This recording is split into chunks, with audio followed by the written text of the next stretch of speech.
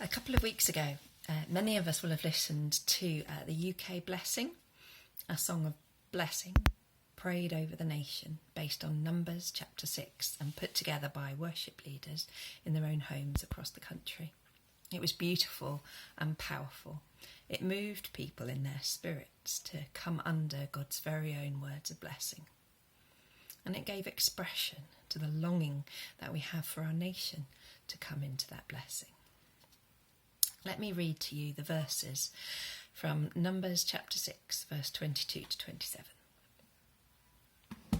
The Lord spoke to Moses, saying, "Speak to Aaron and his sons, saying, Thus you shall bless the people of Israel. You shall say to them, The Lord bless you and keep you. The Lord make his face to shine upon you and be gracious to you. The Lord lift up his countenance upon you and give you peace. So shall they put my name upon the people of Israel, and I will bless them." So the people of Israel have been delivered from slavery in Egypt. They're on their way to the promised land, but the route has been far from direct. They've come via Mount Sinai, where they've been camped for about a year. I wonder if we can assume a few things from our knowledge of human nature and experience. I wonder if the memory of their miraculous rescue had faded. Human memory seems short. I wonder if it was hard, camped in the desert, to keep a sense of vision and hope in God's promises alive.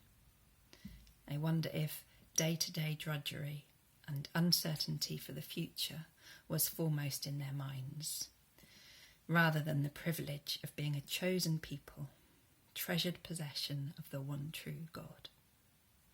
Maybe there's something relatable in that context for us. Into this stage of his story with his people, God speaks these beautiful words of blessing and how we need to hear them. This isn't just some poetic, sentimental prayer someone has written. The Lord said, "This is how you are to bless the people." These are the words of the living God of all history. This is what God wants for his people.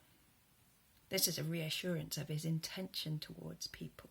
Here's the one who desires to bless. Here's the source of all good gifts. It's a powerful prayer from God's heart. I want to focus in on the idea of God turning his face towards or lifting up his countenance on us. We hear it twice in this prayer. There's a wonderful tension between this and another encounter Moses has with God when he is told, "You cannot see my face, for no one may see me and live." We're reminded of God's absolute holiness. A holy God requires his people to be holy. We can't even get close to a holiness that could satisfy the requirements for coming face to face with God. But that same holy God turns his face towards his people and is gracious towards them. This blessing can fall on us now only because of Jesus. On the cross, Jesus experienced the Father turning his face away because of all our sin and shame. We will never have to endure that darkness. What lavish grace that an undeserving, unholy people should experience the radiance of God's face turned towards them. That God, who is unapproachable in his holiness, should want to be known and enjoyed by his people. The Lord make his face shine on you. The image, to me, is one of basking in the warmth of the sunshine. Have we basked in his intimate attention? Have we enjoyed being the object of his unconditional love? Have we felt the joy of being of such worth to him? Nancy Guthrie says this: "The essence of blessing is getting more of God himself. It is looking up to see affection and approval radiating from his face. Do we need to take time to come to that afresh? The Lord make his face shine on you. I'm challenged by how scattered my attention to him is, how swiftly my focus drifts and my gaze turns back inwards. Yet God is always thinking of us, always available to us, always turned towards us. The psalmist marvelled, when I awake, I am still with you. Do we need to respond to his love by coming to him more attentively? The Lord make his face shine on you. Sometimes we don't feel as if God is blessing us. It feels more as if he's forgotten us, withdrawn and turned his face away. Do we need reassuring that Jesus experienced the full horror of that, so we would never have to?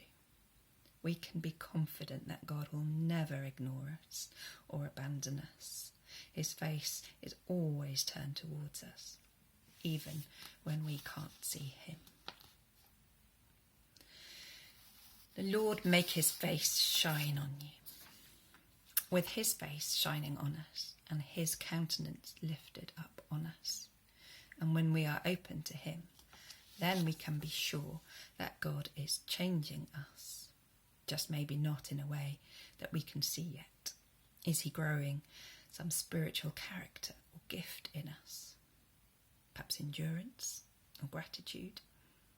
Is he preparing us to be alongside someone else in time to come? Or refining and deepening our love and dependence on him?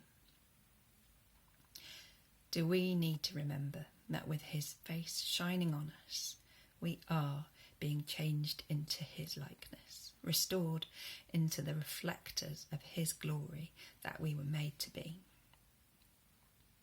Let's be using these powerful words from God to pray for each other, to pray over our nation that there will be a turning back to him and coming under his blessing, and to be encouraged ourselves. The Lord make his face shine upon you.